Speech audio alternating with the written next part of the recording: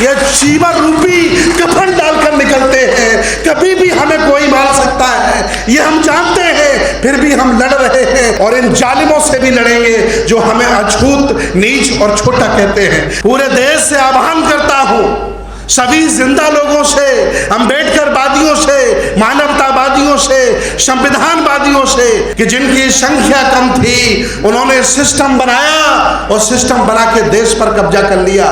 हम लोगों को डराया जा रहा है कि 2025 में संविधान खत्म हो जाएगा, हिंदू राष्ट्र बना देंगे, कि 2025 तक 25 करोड़ लोगों को बौद्ध बना दीजिए, हिंदू अल्पसंख्यक हो जाएगा। कभी ये कहेंगे नहीं कि हम हिंदू राष्ट्र बनाएंगे। वो दौर था जब हमारे महापुरुषों ने हमारे लिए लड़ाइयां लड़ी।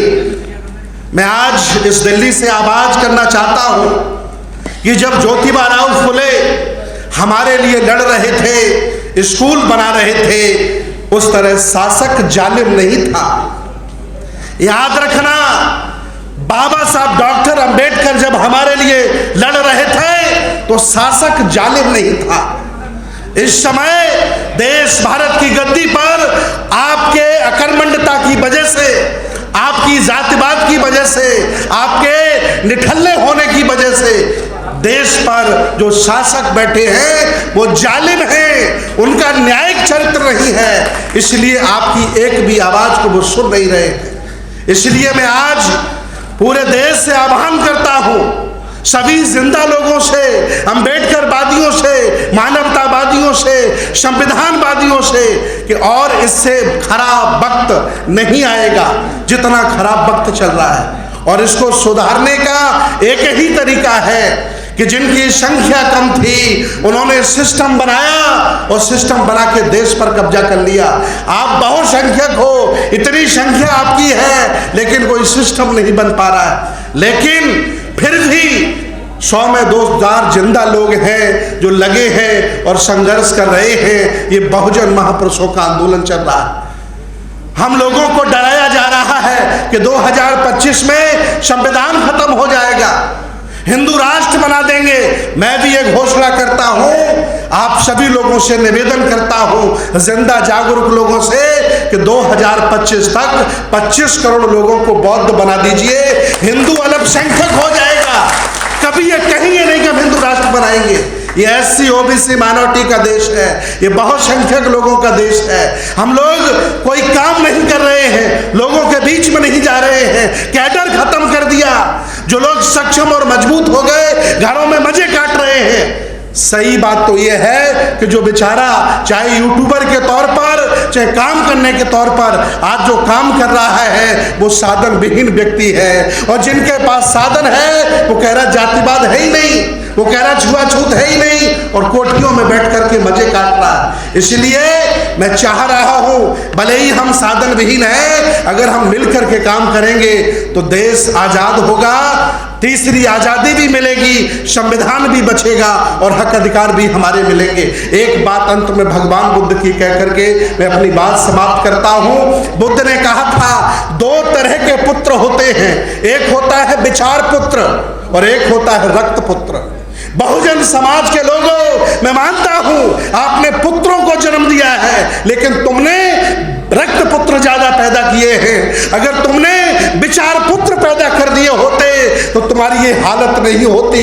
आज देश में जो समाज का काम कर रहे हैं, धम्म का कार्य कर रहे हैं, संघर्ष कर रहे हैं, चाहे वो स्वामी प्रसाद मौर्य हो, चाहे राजेंद्र पाल गौतम हो, चाहे भंते सुमित रतन हो, चाहे सुजीत सम्राट हो, चाहे राहुल नागपाल हो, चाहे शशि भूषण हो, ये विचार पुत्र हैं तुम्हारे, ये विचार पुत्र हैं तुम्हारे। घर से निकलते हैं, ये चीवर रूपी कफन डालकर निकलते हैं। कभी भी हमें कोई मार सकता है, ये हम जानते हैं, फिर भी हम लड़ रहे हैं। इसलिए क्योंकि हम लोग कोई गरीब लोग नहीं हैं, छोटे लोग नहीं हैं, अछूत लोग नहीं हैं। इस देश भारत के पुराने राजा महाराजा हैं, राजा महाराजा, इसलिए लड़ रहे हैं और अपने पुरखों के देश को बचाएंगे, सबको साथ लेकर के चलेंगे और देश को बौद्धमय बनाएंगे और इन जालिमों से भी लड़ेंगे जो हमें अछूत, नीच और छोटा कहते हैं। बहुत बहुत धन्यवाद, बहुत बहुत साधुवाद। इंकलाब जिंदाबाद। नमो बुद्धाय। जय भीम, जय संविधान, जय समर भारत। साथियों, गणतंत्र के 70 साल बाद भी अगर आज हमें एक कॉन्स्टिट्यूशन क्लब में बैठ करके कॉन्स्टिट्यूशन को लागू करवाने की गुहार लगाई जा रही है, लगा रहे हैं, तो मेरा ख्याल है इस देश का दुर्भाग्य इससे बढ़कर के कोई और नहीं हो सकता। आज हमें इस क्लब में या ऐसे स्थान पर बैठ करके तो बल्कि ये उम्मीद करनी चाहिए थी कि हम भारत देश के इस कॉन्स्टिट्यूशन को और किस तरह से सशक्त करें और किस तरह से इसको हम ताकत दें। लेकिन आज की जो सत्ता, पिछली सत्ताएं भी बैठी रही हैं हमारे सिर के ऊपर, उन्होंने ही ये जो मुकाम आज हमारे सामने ला करके खड़ा कर दिया है, उन्हीं की वजह से आज हमें यहाँ पर इकट्ठा होकर के और एक we the people of India के कॉन्स्टिट्यूएंट्स, जो सबसे बड़ी माइनॉरिटी की मेजॉरिटी है, उनको यहाँ आकर के इस प्रकार से और ये प्रेस कॉन्फ्रेंस करनी पड़ रही है। दुख होता है इस बात का, जब हम शुरू में पढ़ते आए या देखते आए या खेलते आए जिन लोगों के साथ में, आज उनको और देश के अंदर से अलग थलग करने की जो साजिश, सीधा कहूँ आरएसएस के एजेंडे का ये एक हिस्सा है और ये राजनीति है, राजनीति के अलावा और कुछ नहीं।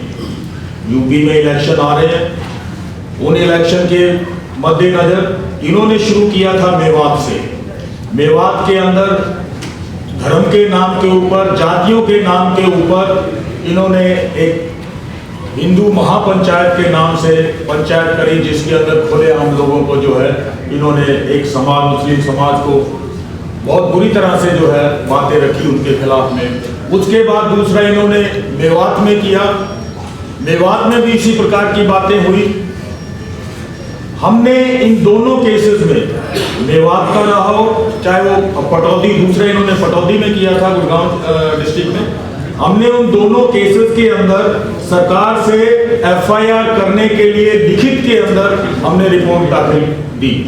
लेकिन जो लोग मेवात में पहले इस तरह की पंचायत करके उसके अंदर खुल्लम खुल्ला धमकियां देकर के बोलते हैं, उनको भारतीय जनता पार्टी के प्रवक्ता बना दिया जाता है। ये क्लियर है, जो जितना उल्टा सीधा काम करेगा उनको जो है भारतीय जनता पार्टी अपने लोगों के सर्वोपरि बना करके सीटों पर बैठाती है। तो ये शरेआम मैं कहना चाहता हूं कि गुड़गांव में जो हो रहा है, जो बंधु इसको सिर पे उठाए घूम रहा है, वो भी पार्टी से निष्कासित किया हुआ व्यक्ति है, वो अपनी जगह ढूंढने की और कोशिश कर रहा है। अब उसके साथ अनएम्प्लॉयमेंट या दूसरे लोग जो जिनके पास थोड़ा बहुत अपना पैसा है, रोजगार है और उनके पास टाइम है, तो राम के नाम के ऊपर हिंदू धर्म को ही बदनाम करने का काम कर रहे हैं। और साथियों, मैं अपने संगठन डेमोक्रेटिक फोरम गुड़गांव की तरफ से अपने साथ